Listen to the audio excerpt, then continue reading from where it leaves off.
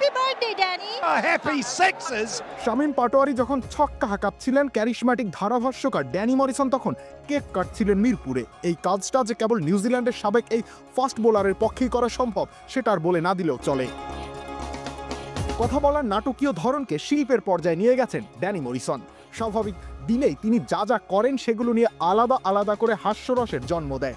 আর BPL কোয়ালিফায়ারের দিনে তিনি যে বাড়তি কিছু করবেন সেটা তো না বলে দিলেও চলে। আর সেই দিনটা যদি আবার হয় তার নিজের জন্মদিন, তাহলে তো কথাই নেই। গ্যালারিতে বসে কেক কাটলেন এক ক্ষুদে শিশুর সাথে। চিটাগং কিংস তখন ব্যাট করছে, 22 গজে 4 ছক্কা হাঁকাচ্ছেন Shamim Hossain Patwary. Magic herbal toothpaste দূর করে দুর্গন্ধ সৃষ্টিকারী দাঁতের সমস্যা। ইয়েস, দেখাও তোমার ম্যাজিক। তখনই হঠাৎ গ্র্যান্ড স্ট্যান্ডে দেখা গেল ড্যানি মরিসনকে। তিনি ব্রডকাস্টারের মাইক ধরে আছেন এক শিশুর সাথে। বাচ্চাটার নাম জয়ী, সে চিটাগং কিংসের সমর্থক। মজা করে তাকে বললেন, জয়ী তুমি নাকি আমার জন্য কেক বানিয়েছো। জয়ী তখন আকাশ থেকে পড়লো, তখনই কোথা থেকে যেন একটা কেক এসে হাজির হলো।